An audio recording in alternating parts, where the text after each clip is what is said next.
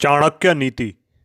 मूर्ख को उपदेश, दुष्ट पत्नी का पालन और दुखी मित्र, ये तीनों पंडित को भी कष्ट में डाल देते हैं। दुष्ट पत्नी, झूठा मित्र, बदमाश नौकर और सर्प के साथ रहना, ये सभी मृत्यु के समान हैं। धन का संचय संकटों से बचने के लिए जरूरी है।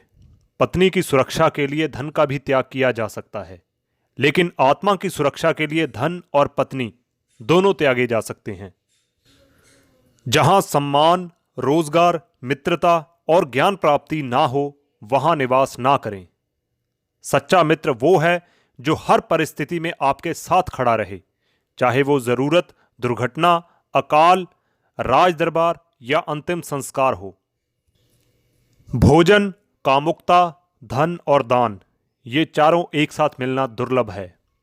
आज्ञाकारी पुत्र, इच्छानुसार पत्नी और धन पर संतोष, इन तीनों से धरती पर स्वर्ग प्राप्त होता है। मीठी बातें करने वाले पर पीठ के पीछे बुराई करने वाले, ऐसे लोगों से बचें। ये विष के घड़े के समान हैं। अच्छे और बुरे दोनों मित्रों पर विश्वास ना करें। क्रोध में वे आपके सभी रहस्य उजागर कर सकते हैं। प्रेम और मित्रता समान लोगों में अच्छी लगती है। राजा के यहां नौकरी करने वाले को ही सम्मान मिलता है।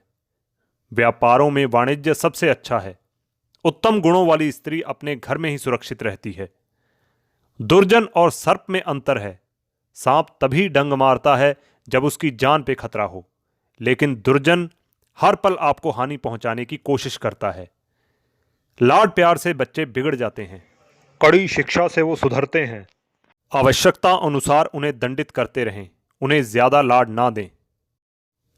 रूप, यौवन और कुलीन परिवार में जन्म लेने पर भी विद्याहीन पुरुष पलाश के फूल के समान है, जो सुंदर तो है लेकिन खुशबू नहीं देता। कोयल की सुंदरता उसके गायन में है। स्त्री की सुंदरता उसके परिवार के प्रति समर्पण में है। आदमी की सुंदरता उसके ज्ञान में है और तपस्वी की सुंदरता उसकी क्षमाशीलता में है। कुल की रक्षा के लिए एक सदस्य का बलिदान दें। गांव की रक्षा के लिए एक कुल का बलिदान दें। देश की रक्षा के लिए एक गांव का बलिदान दें और आत्मा की रक्षा के लिए देश का बलिदान दें। जिस तरह एक सुगंधित वृक्ष पूरे वन को महका देता है, उसी तरह एक गुणवान पुत्र पूरे कुल का नाम रोशन करता है। 5 साल तक पुत्र को लाड और प्यार से पालन करें। 10 साल तक उसे डंडे से डराएं, लेकिन जब वो 16 साल का हो जाए तो उससे मित्र के समान व्यवहार करें। सैकड़ों गुण रहित पुत्रों से अच्छा है एक गुणी पुत्र हो। एक चंद्रमा ही रात्रि के अंधकार को भगाता है, असंख्य तारे ये काम नहीं कर सकते। मृत जन्मा बालक मूर्ख दीर्घ आयु बालक से बेहतर है। पहला बालक क्षणिक दुख देता है, दूसरा बालक जीवन भर दुख देता है। जो गाय दूध नहीं देती और बच्चे को जन्म नहीं देती, वो बेकार है। उसी तरह जो बच्चा विद्वान या भगवान का भक्त नहीं होता, उसका जन्म व्यर्थ है। कुछ बातें एक बार ही होनी चाहिए। राजा का बोलना, विद्वान का बोलना और लड़की का ब्याहना। यदि मुसीबत नहीं आती तो उससे सावधान रहें। यदि मुसीबत आती है तो उससे छुटकारा पाएं। खाली बैठने से अभ्यास नष्ट होता है। दूसरों को देखभाल करने के लिए पैसे देने से पैसे नष्ट होते हैं। गलत ढंग से बुआई करने से किसान अपना बीज नष्ट करता है। यदि सेनापति नहीं है तो सेना नष्ट होती है। वासना के समान दुष्कर कोई रोग नहीं, मोह के समान कोई शत्रु नहीं, क्रोध के समान कोई अग्नि नहीं, ज्ञान के समान कोई बोध नहीं। समुद्र में होने वाली वर्षा व्यर्थ है। जिसका पेट भरा हुआ है उसके लिए अन्न व्यर्थ है। पैसे वाले आदमी के लिए कोई भेंट दी गई अर्थहीन है। दिन के समय जलता हुआ दिया व्यर्थ है। राजा को उसके नागरिकों के पाप लगते हैं। राजा के यहां काम करने वाले पुजारी को राजा के पाप लगते हैं। पति को पत्नी के पाप लगते हैं। गुरु को उसके शिष्यों के पाप लगते हैं। गधे से ये 3 बातें सीखें। पहला, अपना बोझा ढोना ना छोड़ें। दूसरा, सर्दी गर्मी की चिंता ना करें। तीसरा, सदा संतुष्ट रहें। एक बुद्धिमान व्यक्ति को ये बातें किसी को नहीं बतानी चाहिए। पहला, उसकी दौलत खो चुकी है। दूसरा, उसे क्रोध आ गया है। तीसरा, उसकी पत्नी ने जो गलत व्यवहार किया। चौथा, लोगों ने उसे जो गालियां दी। पांचवा, वो किस प्रकार बेइज्जत हुआ है। व्यक्ति को इन 3 चीजों से सदा संतुष्ट रहना चाहिए। खुद की पत्नी, वो भोजन जो विधाता ने उसे दिया है, और उतना धन जितना ईमानदारी से मिल गया है। लेकिन व्यक्ति को इन 3 चीजों से कभी संतुष्ट नहीं होना चाहिए। पहला अभ्यास, दूसरा भगवान का नाम स्मरण, और तीसरा परोपकार। हाथी से 1000 गज की दूरी रखें, घोड़े से 100 गज की, सींग वाले जानवर से 10 गज की, लेकिन दुष्ट जहां हो उस जगह से तुरंत निकल जाएं। एक शक्तिशाली आदमी से उसकी बात मानकर समझौता करें, एक दुष्ट का प्रतिकार करें, और जिसकी शक्ति आपकी शक्ति के बराबर है उनसे समझौता विनम्रता से या कठोरता से करें। एक राजा की शक्ति उसकी शक्तिशाली भुजाओं में है, एक ब्राह्मण की शक्ति उसके स्वरूप ज्ञान में है, एक स्त्री की शक्ति उसकी सुंदरता और मीठे वचनों में है। यदि आप शेर की गुफा में जाते हैं तो आपको हाथी के माथे की मणि मिल सकती है, लेकिन यदि आप लोमड़ी जहां रहती हैं वहां जाते हैं तो बछड़े की पूंछ या गधे की हड्डी के अलावा कुछ नहीं मिलेगा। यदि ज्ञान को उपयोग में ना लाया जाए तो वो खो जाता है। पति के बिना पत्नी खो जाती है। वो लोग जो दूसरों की गुप्त खामियों को उजागर करते हुए फिरते हैं उसी तरह नष्ट हो जाते हैं जिस तरह कोई सांप चींटियों के टीले में जाकर मर जाता है। इन सातों को जगा दें यदि ये सो जाएं। विद्यार्थी, सेवक, पथिक, भूखा आदमी, डरा हुआ आदमी, खजाने का रक्षक और खजांची। लेकिन इन सातों को नींद से कभी ना जगाएं। सांप, राजा, बाघ, डंक करने वाला कीड़ा, छोटा बच्चा, दूसरों का कुत्ता और मूर्ख। सुबह उठकर दिन भर जो आप दांव लगाने वाले हैं उसके बारे में सोचें। दोपहर को अपने माता पिता के बारे में सोचें। रात को सोते समय चोरों के बारे में ना भूलें। आपको इंद्र के समान वैभव प्राप्त होगा यदि आप अपने भगवान के गले की माला अपने हाथों से बनाएं। अपने भगवान के लिए चंदन अपने हाथों से घिसे। अपने हाथों से पवित्र ग्रंथ को लिखें। जिसे अपनी कोई अकल नहीं होती उसकी शास्त्र भी कोई भलाई नहीं कर सकते। एक अंधा आदमी आईने का क्या करेगा? अपने निकट संबंधियों का अपमान करने से जान जाती है। दूसरों का अपमान करने से दौलत जाती है। राजा का अपमान करने से सब कुछ जाता है। एक ब्राह्मण का अपमान करने से कुल का नाश होता है। जिसके पास में विद्या है वो शक्तिशाली है। बुद्धिहीन पुरुष के पास क्या शक्ति हो सकती है? एक छोटा खरगोश भी चतुराई से मदमस्त हाथी को तालाब में गिरा देता है। जो घर गृहस्थ के काम में लगा रहता है वो कभी ज्ञान प्राप्त नहीं कर सकता।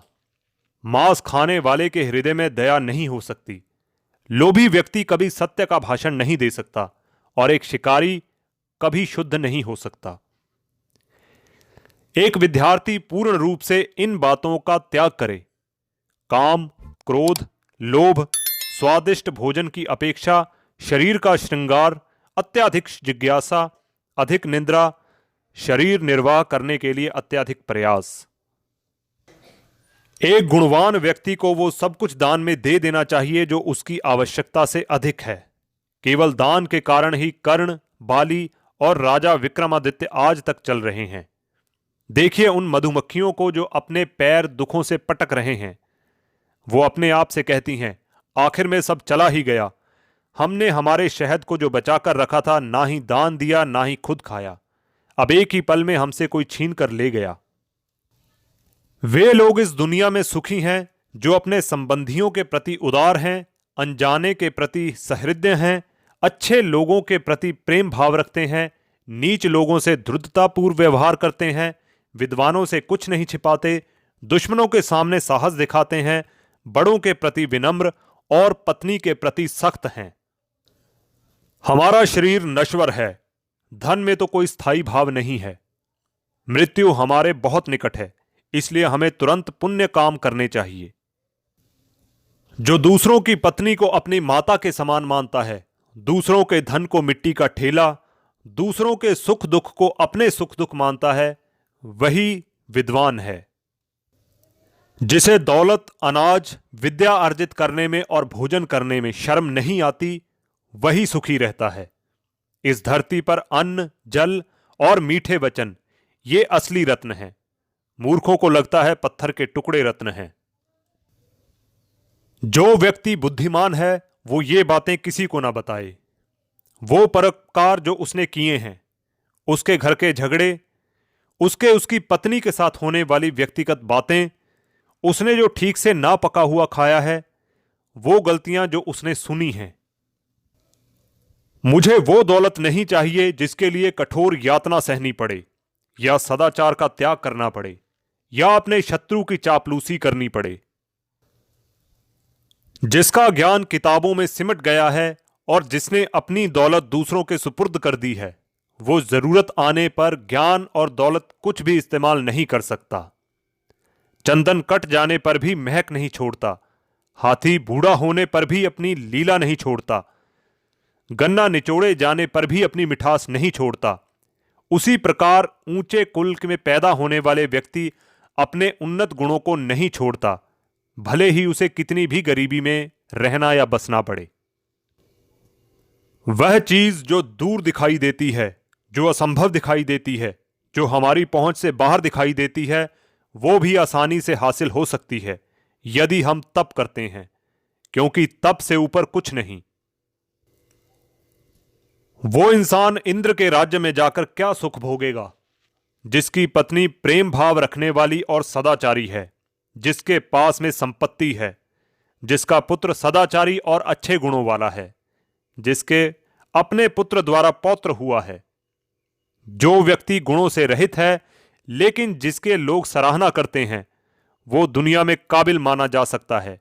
लेकिन जो आदमी खुद ही की डींगे हाँकता है, वो अपने आप को दूसरों की नजरों में गिराता है, भले ही वो स्वर्ग का राजा इंद्र हो। सभी जीव मीठे वचनों से आनंदित होते हैं, इसलिए सबसे मीठे वचन कहें। मीठे वचनों की कोई कमी नहीं है। गरीबी, दुख और एक बंधी का जीवन, ये सब व्यक्ति के किए हुए पापों का फल है। पानी पर तेल, एक नीच व्यक्ति को बताया हुआ राज, एक लायक व्यक्ति को दिया हुआ दान और एक बुद्धिमान व्यक्ति को पढ़ाया हुआ शास्त्रों का ज्ञान अपने स्वभाव के कारण तेजी से फैलता है। हमें अभिमान नहीं होना चाहिए यदि ये बातें करते हैं। परोपकार, आत्मसंयम, पराक्रम, शास्त्र का ज्ञान हासिल करना, विनम्रता और नीतिमत्ता, ये करते वक्त अभिमान करने की इसलिए जरूरत नहीं है क्योंकि दुनिया बहुत कम दिखाई देने वाले दुर्लभ रत्नों से भरी पड़ी है। यदि हम किसी से कुछ पाना चाहते हैं तो उससे ऐसे शब्द बोलें जिससे वो प्रसन्न हो जाए। उसी प्रकार जैसे एक शिकारी मधुर गीत गाता है जब वो हिरण पर बांध चलाना चाहता है। जो व्यक्ति राजा से, अग्नि से, धर्मगुरु से और स्त्री से बहुत ज्यादा परिचय बढ़ाता है, वो विनाश को प्राप्त करता है। जो व्यक्ति इनसे पूर्ण रूप से अलिप्त रहता है, उसे अपना भला करने का कोई अवसर नहीं मिलता। इसलिए इनसे सुरक्षित अंतर रखकर संबंध रखना चाहिए। कुसंग का त्याग करें और संत जनों से मेलजोल बढ़ाएं। दिन रात गुणों का संपादन करें, उस पर हमेशा चिंतन करें जो शाश्वत है। जो अनित्य है उसे भूल जाएं।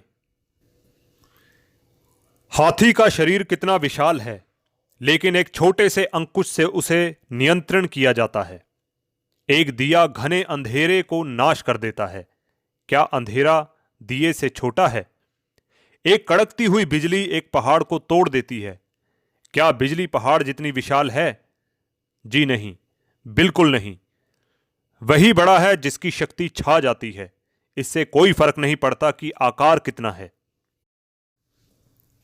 आप चाहे 100 बार पवित्र जल में स्नान करें, आप अपने मन की मैल नहीं धो सकते।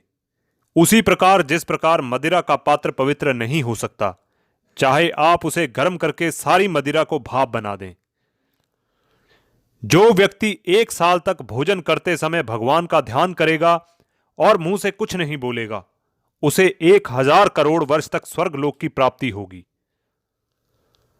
शेर से 1 बात सीखें, बगुले से 1, मुर्गे से 4, कौवे से 5, कुत्ते से 6 और गधे से 3। शेर से यह बात सीखें कि आप जो भी करना चाहते हैं एक दिली और जबरदस्त प्रयास से करें। बुद्धिमान व्यक्ति अपनी इंद्रियों को बगुले की तरह वश में करते हुए अपने लक्ष्य को जगह, समय और योग्यता का पूरा ध्यान रखते हुए पूर्ण करे। मुर्गे से ये 4 बातें सीखें। पहला, सही समय पर उठें। दूसरा, निडर बने और लड़ें। तीसरा, संपत्ति का रिश्तेदारों में उचित बंटवारा करें। चौथा, अपने कष्ट से अपना रोजगार प्राप्त करें। कौवे से ये 5 बातें सीखें। पहली, अपनी पत्नी के साथ एकांत में प्रणय करें। दूसरा, निडरता। तीसरा, उपयोगी वस्तुओं का संचय करें। चौथा, सभी और घूमें। पांचवा, दूसरों पर आसानी से विश्वास ना करें। कुत्ते से ये बातें सीखें। बहुत भूख होने पर भी खाना कम मिले या ना मिले तो भी संतोष करें। गहरी नींद में हो तो भी क्षण भर में उठ जाएं। अपने स्वामी के प्रति ईमानदारी रखें और निडरता। गधे से ये 3 बातें सीखें। अपना बोझा ढोना ना छोड़ें। सर्दी गर्मी की चिंता ना करें। सदा संतुष्ट रहें।